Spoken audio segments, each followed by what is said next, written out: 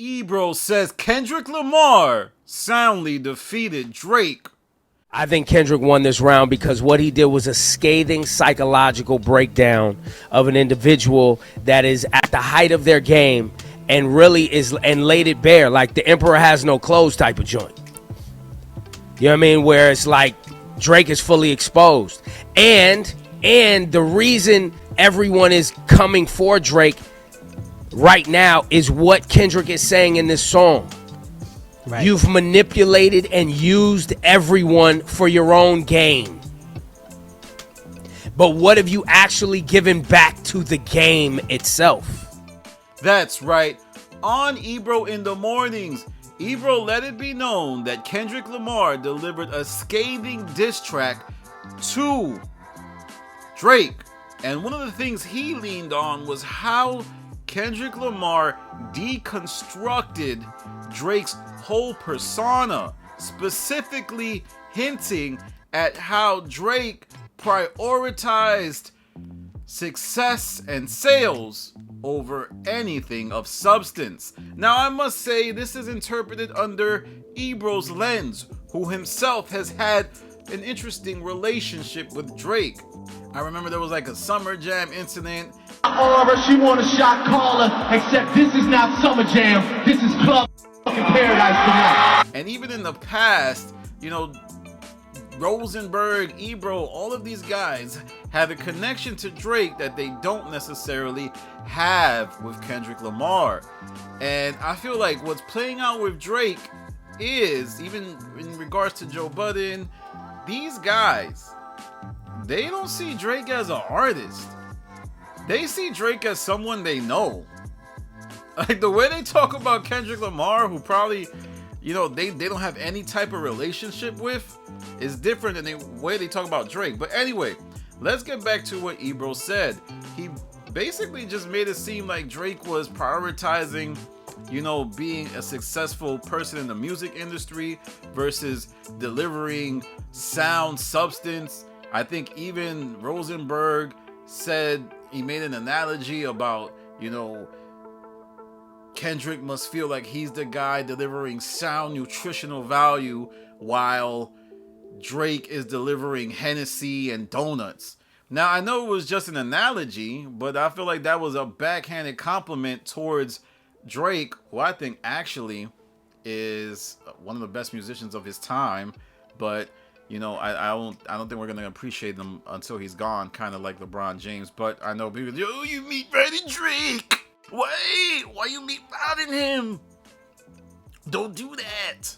But what's furthermore interesting in this whole thing is that the rest of the show believes that Kendrick Lamar won round one. And what they did was they compared Push-Ups versus Euphoria.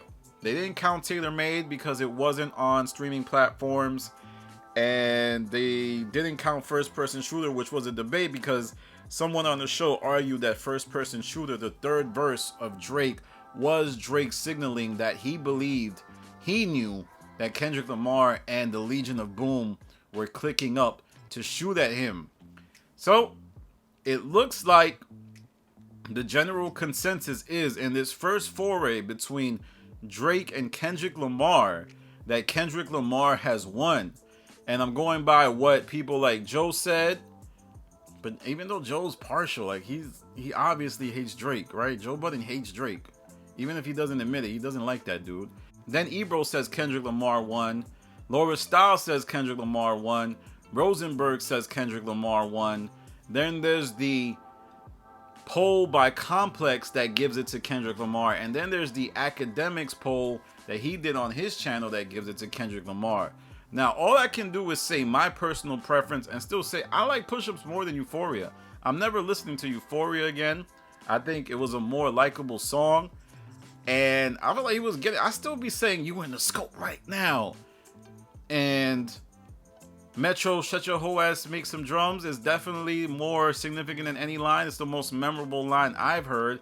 It wasn't at Kendrick, but we'll see how Drake responds.